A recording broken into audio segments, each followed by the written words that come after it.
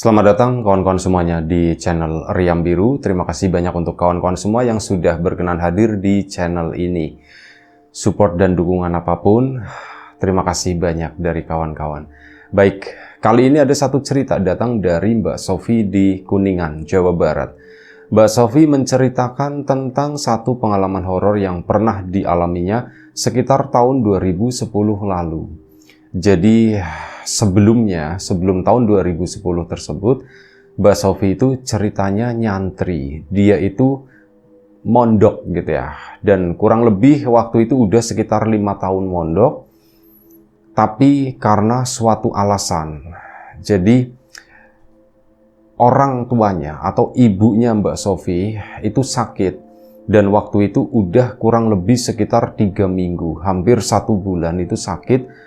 Hanya berbaring di tempat tidur, upaya medis juga udah dilakukan, tapi nggak tahulah Mbak Sofi sendiri secara detail itu apa yang terjadi sama ibunya nggak terlalu tahu, dan akhirnya dia pun dikabarin ke sana, ke pondoknya, dan akhirnya keluarga memutuskan untuk membawa pulang Mbak Sofi di tengah-tengah itu ya masa mondoknya tadi. Ya, untuk nemenin ibunya di rumah. Mungkin orang tuanya, bapaknya, khawatir terjadi sesuatu sama ibunya. Jadi, setidaknya ya, Mbak Sofi itu bisa melihatlah gitu ya. Udah kondisinya itu seperti itu. Mbak Sofi pun pulang, tentu saja sedih ngeliat ibunya sakit seperti itu. Sehari-hari itu nemenin ibunya, terus ibunya masih bisa berkomunikasi, tapi kondisi badannya itu udah lemah, masih bisa bergerak ya, berjalan pun masih bisa, tapi ya misal mau ke belakang itu ditemenin, terus misal mau mandi itu pun sama dimandikan kayak gitu. Semuanya diurusin semenjak kepulangannya Mbak Sofi, semua kebutuhan ibunya itu diurusin sama dia. Pokoknya Mbak Sofi yang minta gitu ya, udah ibu pokoknya semua aku yang ngurusin ya Pak ya. Iya. Terus Mbak Sofi juga punya seorang kakak laki-laki. Ya, kayak gitu ngomong. Jadi semua urusan ibu itu biar aku yang handle. Akhirnya sudah sepulangnya dari pesantren tersebut, benar-benar mengabdi sama ibunya itu yang lagi sakit keras. Dan pada suatu ketika kondisi ibunya itu sudah mulai membaik. Dalam artian membaik tuh begini. Kayak semacam timbul semangat baru gitu ngelihat putrinya, dan ya diopeni lah sama Mbak Sofi tadi. Ibunya tuh kayak timbul semangat baru yang tadinya enggak ketawa, kali ini tuh udah ada kemajuan, ibunya bisa mulai tertawa lagi. Mbak Sofi pun tugasnya jadi udah enggak terlalu ini banget, mulai ada waktu-waktu longgar. Mbak Sofi kadang juga butuh waktu buat istirahat, nanti gantian misal sama bapaknya, sama kakaknya buat nemenin ibunya ya. Dia menghabiskan waktu ke belakang sana keliling rumah, karena ya dia sendiri itu jarang pulang. Mondok itu ya paling banyak itu 2 kali lah setahun gitu ya, kemungkinan seperti itu. Nah, dia keliling rumah, mendapati ada sesuatu yang baru di sana. Jadi di belakang rumahnya Mbak Sofi, sebelumnya itu kan kebun luas ke sana ya. Nah, kali ini ada sesuatu yang baru, itu ada pagar bambu. Loh, sekarang udah dipagerin bambu. Dulu waktu Mbak Sofi masih kecil, biasanya menghabiskan waktu itu ya di daerah kebun tersebut nyari buah dan sebagainya lah, kayak berpetualang, tapi ya sedikit-sedikit cuman di kebonan sendiri. Dan Mbak Sofi memang ya karena waktu itu masih kecil juga nggak tahu ini kebun itu punya siapa, batas tanah orang tuanya itu di mana itu nggak terlalu tahu. Mbak Sofi lumayan kaget juga, oh sekarang ada pagar kayak gini, terus misal aku mau ke belakang sana gimana ya. Jadi jarak dari pintu paling belakang rumahnya Mbak Sofi sama pagar bambu tersebut itu sekitar 6 atau 7 meter. Mbak Sofi sore-sore duduk di sana ngeliatin pagar bambu tersebut sambil mengenang semasa dia masih kecil. Pohonnya itu masih ada semua, ya pohon mangga, pohon jambu, itu masih lengkap, belum ada yang ditebang. Tapi memang di area yang dipagarin bambu tersebut agak sedikit bersih. Kalau sebelumnya itu kan banyak semak belukar, banyak ilalang kayak gitu ya. Ini tuh udah mulai dibersihkan. satu pemandangan yang lumayan cukup baru lah. Ngelihat di situ makin sore sekitar jam 5, di area kebun itu pun terlihat lebih gelap karena rindang ya. Nah, di situ Mbak Sofi ngelihat ada seorang perempuan, itu seusianya lah, kayak perempuan usia remaja. Dia itu jalan, tapi cara jalannya itu pincang. Tegluk di kejauhan sana, di antara di antara pepohonan kayak gitu yang lumayan cukup rindang. Itu siapa ya? Pakai roknya tuh di bawah lutut gitu, pakai pakaian biasa, dress biasa. Itu jalan begini, lompat-lompat begitu kayak orang yang pincang gitu. Itu siapa ya? Kok sore-sore masih main di kebun dan kok jalannya seperti itu? Akhirnya Mbak Sofi kan fokus ke bagian kakinya. Ternyata perempuan tersebut kakinya itu cuma satu dan dia berjalannya itu tidak memakai tongkat atau apapun itu, hanya berjalan kayak gitu setengah lompat-lompat gitu. Itu jalan masuk ke semak-semak, nanti kelihatan lagi, nanti hilang lagi, nanti kelihatan lagi, nanti hilang lagi. Itu di sana Mbak Sofi pun akhirnya masuk ke dalam rumah sana. Ketemu sama ibunya, ibunya pun nanya, "Sofi, kamu dari mana aja?" katanya. "Oh, aku itu Bu, tadi aku duduk di belakang sana, ternyata udah dipagerin bambu ya Bu ya." "Oh, itu iya, sudah dipagerin bambu." Nah, di sana ibunya itu cerita, cuman ya gitu Sofi, magerin bambunya itu nggak bener, kata si ibu. "Loh Bu, emang kenapa?" "Itu kan tanahnya ibu, tanahnya bapak, itu ada yang kecorok, ada yang keambil. Itu sekitar 1 meter," kata si ibunya. "Hah? Tanahnya dicorok?" "Iya, jadi bapak udah menjelaskan sama yang magerin itu." Nah, di situ tahu satu nama lah, namanya Pak Karman gitu ya. Itu bapak udah jelasin ke Pak Karman kalau tanahnya, patoknya itu bukan di situ. Padahal patoknya itu ada, tapi Pak Karman itu tetap kekeh dengan pendiriannya. "Enggak, ini tanah saya tuh sampai sini, saya ingat banget batasnya itu dapuran bambu ini. Jadi kalau berdasarkan patok harusnya sisi luar sebelah sana dapuran bambu kan lebar gitu ya. Mungkin dulu nanamnya satu, tumbuh jadi melebar." Nah, ini kata si Pak Karman, ya batasnya di sini, ini di sini, di sisi yang deket. Akhirnya udahlah kecorok intinya begitu ya tanahnya. Dari situ pun Mbak Sofi, "Oh begitu, iya kemarin sebelumnya juga sempat ribut Bu." "Emang kejadiannya kapan Bu?" "Ya kejadiannya mungkin sekitar 1,5 bulan yang lalu kayaknya," kata ibunya. "Wah rame itu bapak itu sampai mau dihajar katanya." "Bapak mau dihajar Bu?" "Iya, bapak mau dihajar sama orang-orangnya Pak Karman. Jadi ya sudahlah, bapak ngalah aja gitu, yang penting bapak selamat." Akhirnya sudah. Dan ibunya tuh berhenti ngomong. "Dan kenapa Bu?" "Ah enggak," kata si ibunya. "Bu, cerita gitu kan. Cerita apa? Apa yang ibu pikirkan? Apa yang ibu rahasiakan gitu. Kalau memang bisa diceritakan ya diceritakan." Ibunya diem lagi terus. Akhirnya ibunya tuh mau cerita. Jadi begini. Ibu sih bukannya mau berburuk sangka atau gimana, tapi ya sakitnya ibu ini dari, kayaknya kata si ibu, itu ada hubungannya sama pagar yang di belakang itu, kata si ibunya begitu. "Ah, maksudnya gimana Bu?" "Ya udahlah, nggak usah dibahas," kata si ibunya. "Udahlah, lagian itu juga belum tentu benar, nggak ada buktinya sama sekali. Maksudnya ibu itu diguna-guna Bu," katanya, kata si Mbak Sofi. "Ah, udah nggak usah dibahas lagi, udah nggak usah dibahas lagi." Akhirnya sudah, Mbak Sofi pun nurut. Tapi semenjak hari itu, namanya orang, kemarahan itu tetap ada, asem Pak Karman gitu ya. Kok segitunya gitu, masalah tanah ini kan urusan yang serius ya. Nyorok di atasnya 1 meter, ke bawahnya itu kan berkilo-kilometer gitu. Ini orang, aduh nggak bener kata Mbak Sofi. Apalagi Mbak Sofi kan anak pesantren, belajar hukum masalah kayak gitu ya. Jadi tahulah konsekuensinya itu seperti apa nantinya. Ya dipikirin kayak gitu kan sama Mbak Sofi, sampai akhirnya udah malam harinya dia itu kedatangan tamu namanya Yanti. Yanti itu teman sekolahnya dulu, itu datang ke situ habis maghrib sekitar jam 6:30. Assalamualaikum, waalaikumsalam. Sofinya ada itu. Dipanggilin lah Mbak Sofi, duduklah mereka di teras. Sofi, kamu kapan pulang? Aku baru beberapa hari yang lalu pulang. Ya soalnya ibuku sakit gitu ya. Ngobrol lah mereka sampai sekitar jam 8:30. Si Mbak Yanti ini pun pamit pulang. Nganterin dia sampai deket jalan situ, jalanan kampung.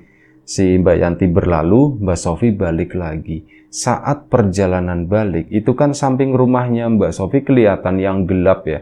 Sisi ini memang ada tanah kosong.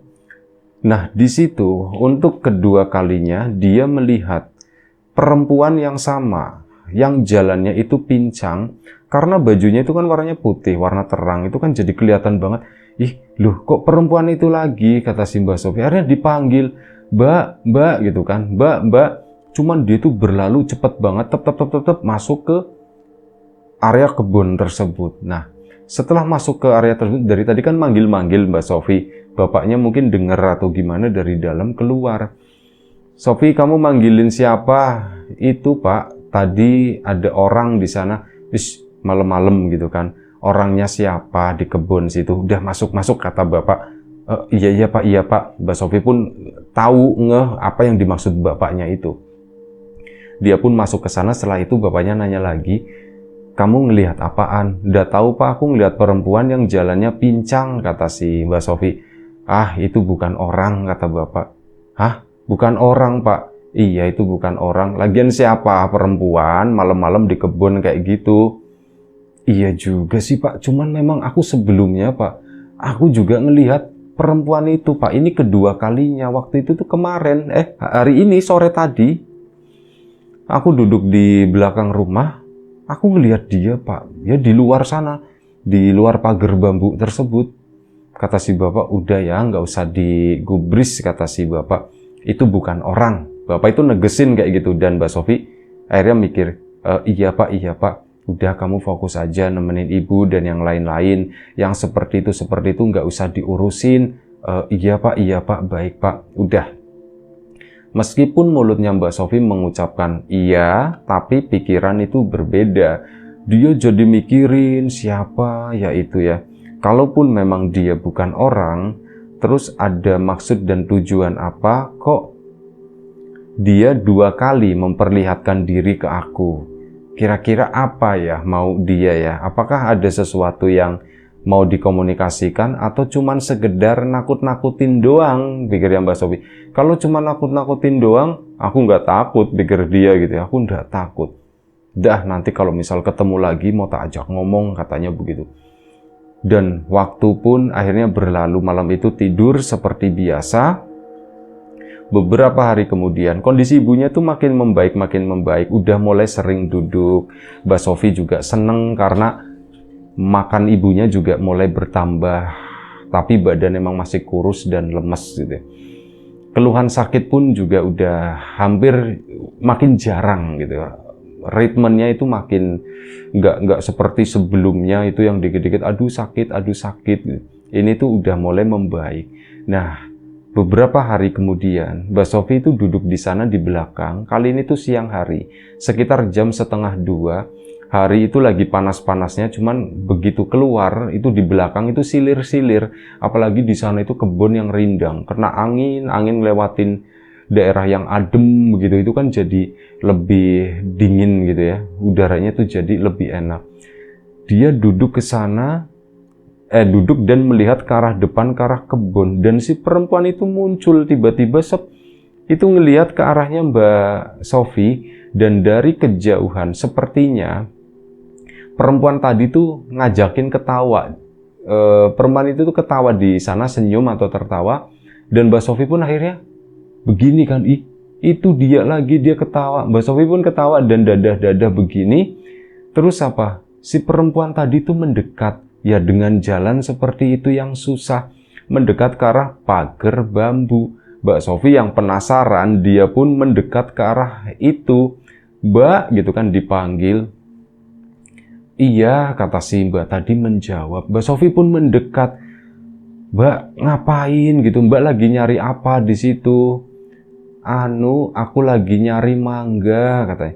"Nyari mangga, nyari jambu, apapun itu." Dan Mbak Sofi jadi keinget kegiatan dulu sewaktu masih kecil. Wah, aku dulu juga sering sewaktu kecil, Mbak, nyari mangga di situ itu loh, Mbak, mangga yang itu. Jadi cerita sendiri di sana. Si Mbak-mbak itu dengan jarak kurang lebih sekitar 3 meter dari pagar tersebut, dia itu seolah-olah kayak ngumpet di balik semak-semak. Jadi nggak semua badannya itu kelihatan. Ya, Mbak Sofi ngerti dan Mbak Sofi itu belum berani menanyakan apa sih yang terjadi, kok jalannya pincang seperti itu. Itu belum berani ditanyakan sama dia. Tapi Mbak Sofi sekali sambil ngobrol gitu ya, itu merhatiin si perempuan itu dan memang ternyata bener kakinya itu cuman satu. Akhirnya ngobrol-ngobrol lagi di sana, ditanya, "Mbak, namanya siapa?" Ditanya kan sama Mbak Sofi. Perempuan itu tuh nggak menjawab, dia tuh cuman, "Aku jalan dulu ya," katanya begitu. "Aku lanjut lagi." "Oh ya sudah, ya sudah." Jadi nggak ada nama yang didapat. Perempuan itu jalan dengan cara lompat-lompat itu tadi, teklek, teklek, teklek, teklek, menjauh ke sana dan hilang begitu aja. Mbak Sofi pun seneng, aku merasa kayak punya teman baru, tapi kata bapak, itu tuh bukan orang gitu ya. Aku mau cerita sama bapak, akhirnya masuk ceritalah ke bapak. "Pak, aku tadi ketemu Pak sama perempuan itu." Dibilangin gak usah diurusin, kata si bapaknya. "Pak, dia itu orang Pak," kata Mbak Sofi. "Kamu tahu dari mana dia itu orang?" "Aku tadi ngobrol sama dia, Sofi." Ya, gimana ya bapak ngomongnya ya, yaitu kalaupun itu bukan orang, itu juga bisa ngobrol sama kamu. Pikiran kamu tuh di otak-atik, pikiran kamu itu dimanipulasi sama itu. Udah ya, nggak usah deket-deket sama yang seperti itu. Mbak Sofi pun kecewa. Tadinya mau menceritakan sesuatu yang menyenangkan, tapi hal itu ditolak sama bapaknya. "Oh ya sudah Pak, kalau kayak gitu." Dan akhirnya Mbak Sofi pun duduk udah hari itu selesai gitu ya. Dan beberapa hari kemudian, keesokan harinya, dia duduk lagi di belakang sana dan memang berharap, "Aku pengen ketemu lagi dengan perempuan tersebut." Dia pun duduk ngelihat ke sana. Kali ini nggak melihat, masuk lagi, keluar lagi. Seharian itu dia nggak melihat si perempuan tadi. Sampai keesokan harinya pun dilakukan dan perempuan itu nggak nongol. Sampai kurang lebih sekitar 3 hari diniatin gitu ya. Aku itu mau ketemu lagi sama dia. Cuman ya hasilnya tuh nihil, bener-bener nggak ada. Perempuan itu tuh nggak muncul. Sampai akhirnya ya Mbak Sofi kayak menyerah gitu ya. Udahlah, mungkin dia udah pulang, udah bosen main di sini, biarin aja lah. Dan beberapa waktu kemudian, saat Mbak Sofi itu udah nggak mulai ingat dengan hal tersebut, dia tuh duduk-duduk di belakang ya memang cuman mau ngadem sambil ngirisin wortel gitu. Nah, ini lagi ngiris-ngiris sayuran, tiba-tiba perempuan itu tuh kelihatan dari kejauhan. Dia tuh melambai-lambai begini, cuman ngelambainya itu pelan. Mbak Sofi kan ngeliat, wah dia lagi gitu, dia lagi. Ini masih sambil bawa pisau. Dia pun melambai begini dan mendekat ke arah pagar. Si perempuan tadi pun lompat-lompat, tep, mendekat ke arah sana. "Kamu mau mangga nggak?" kata si itu ya. "Mau mangga nggak?" "Kamu ada?" kata Mbak Sofi. "Iya, aku ada satu gede," katanya begitu. "Terus gimana?" kata si Mbak Sofi. "Ya udah, kalau kamu mau, ini tak kasih. Ya sudah, sini. Mbak Sofi seneng gitu kan. Si perempuan itu pun mendekat, tek, ini ya diumpetin di belakang sana. Akhirnya apa? "Ini tangkap ya," kata si perempuan tadi. Dibeginiin, dilempar, ngelewatin pagar itu, ditangkap sama Mbak Sofi. Saat benda tersebut terbang, maksudnya ini dilempar gitu ya. Sebelum ditangkap itu memang bentuknya tuh mangga, lumayan cukup gede. Akhirnya ditangkap sama Mbak Sofi, tangkapnya pun pakai kaos begini ya. Udah masuk ke dalam kaos terus dipegang. Begitu dipegang, Mbak Sofi itu kaget banget. Yang dipegang itu adalah kepala, dan yang bikin shock lagi itu adalah kepala ibunya. Rambutnya itu masih panjang. Ya, Mbak Sofi shock, dia pun ngejerit sekencang-kencangnya gitu. Ngejerit bener-bener shock banget. Mbak Sofi sempat ngelihat ke arah perempuan tadi tuh balik lagi ke sana, tap tap tap tap tap tap tap, cepet banget, dan tahu-tahu tuh ngilang. Gak lama bapaknya sama beberapa orang warga itu kan mendekat ke situ. Sofi, kamu kenapa? Kamu kenapa? Pak, gitu. Pas dicariin, itu kan tadi kepala dijatuhin gitu ya, karena takut. Pak, ibu gimana Pak? Ibu gimana Pak? Loh, ibu nggak apa-apa, ibu baik-baik aja. Itu udah dan itu menggigil gitu. Akhirnya sama bapaknya, yaudah masuk ke sana. Masuklah ke dalam rumah. Ada ibu-ibu, beberapa 2-3 ibu-ibu itu ngikutin ke situ. Kepo mungkin ya, apa yang terjadi barusan. Mbak Sofi pun masuk mendekat ke arah ibunya. Ibunya, kamu kenapa? Ya, khawatir karena ibunya itu juga mendengar jeritan itu. Bu, aku tadi ngalamin sesuatu yang mengerikan, Bu, kata Mbak Sofi. Apa, nak? Kamu ngalamin apa? Nengok ke arah bapaknya kan. Pak, aku ketemu lagi, Pak, sama perempuan itu, Pak. Bapaknya pun kayak merasa kecewa atau gimana ya. Terus gimana, kata si bapak, kamu cerita aja. Pak, tadi aku ngelihat perempuan itu udah lama, Pak. Tak tungguin itu nggak muncul. Pas aku lagi nggak inget-ingetnya, tahu-tahu dia muncul. Dia itu melambai-lambai, Pak. Terus datang ngomong, ya mendekat gitu ya. Kamu mau mangga enggak, kata si itu. Ya aku bilang, ya aku mau. Dan si perempuan itu tuh mendekat lagi ngasihin mangganya itu dilempar, Pak, dari dalam sana. Tak tangkep pakai kaos ini loh, Pak. Tak tangkep pakai kaos. Pas tak buka begini, itu ternyata kepala, Pak. Dan itu kepalanya ibu, kata si Mbak Sofinya. Wah, bapaknya itu udah mulai, wah ini gawat, kata si bapak. Ya udah, gini aja. Terus berpikiran positif, kata bapak, kamu juga tolong ya, apa yang bapak bilang itu dilakukan. Iya Pak, aku minta maaf Pak. Udah, enggak apa-apa, enggak usah minta maaf seperti itu. Udah, enggak apa-apa, kata si bapaknya. Mau bikin tenang suasana waktu itu. Akhirnya udah, suasana udah mulai tenang.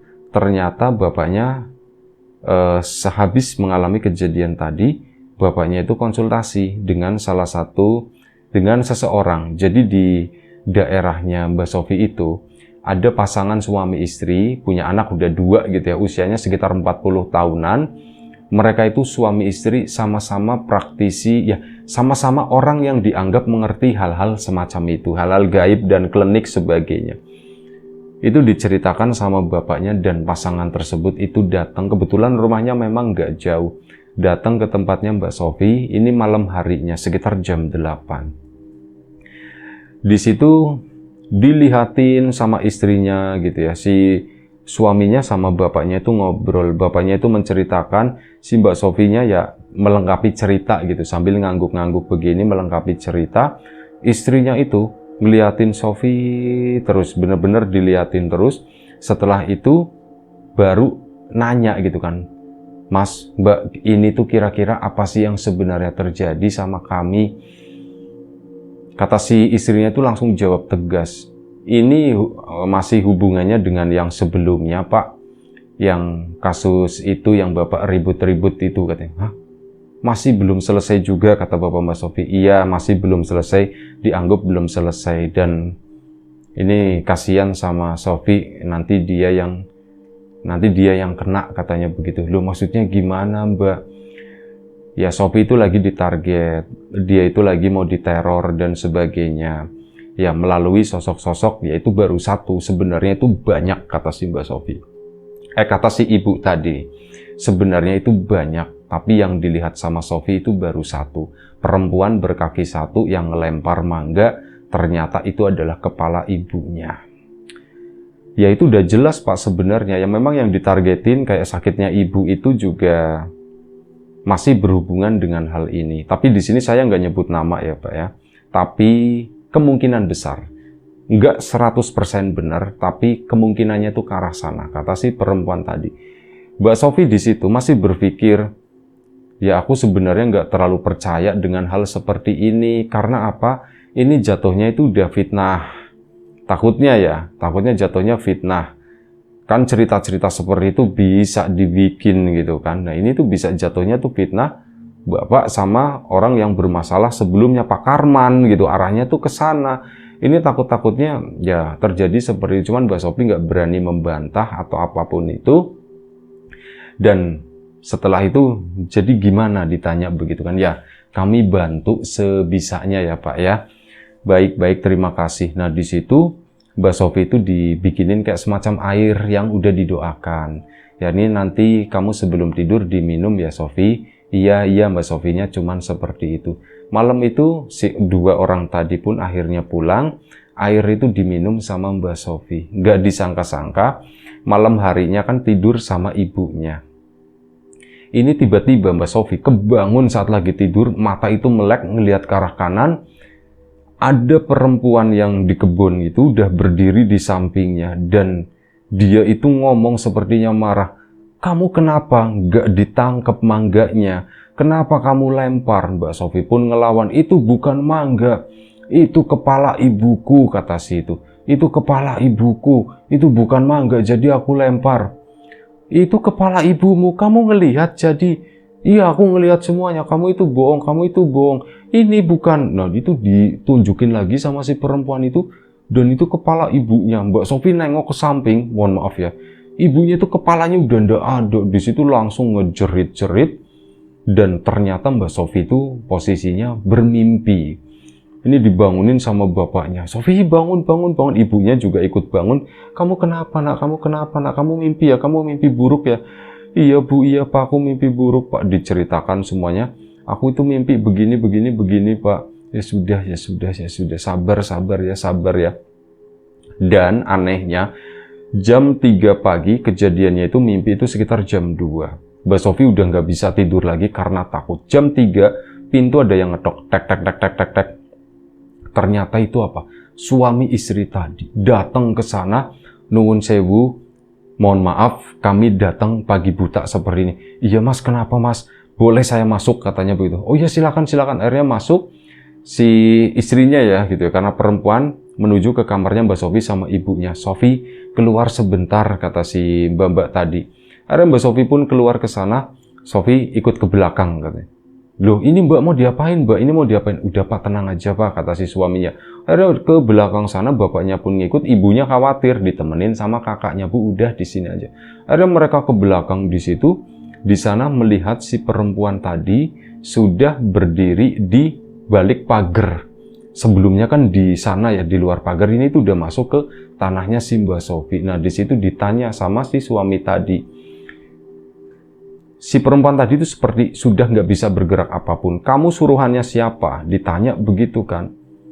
Nah si perempuan itu jawab, aku disuruh sama Parman katanya. Tujuan kamu itu apa? Tujuanku itu merusak dia dan yang di dalam yang sakit. Ngomong seperti itu. Dari situ Mbak Sofi pun kayak udah mulai percaya. Baik, sekarang kamu mau lanjutkan atau gimana? Aku nggak mau lanjutkan. Kenapa? Karena aku takut, katanya begitu, kata si perempuan. Ya udah, kalau kamu takut, sana pergi, jangan melanjutkan lagi. Iya.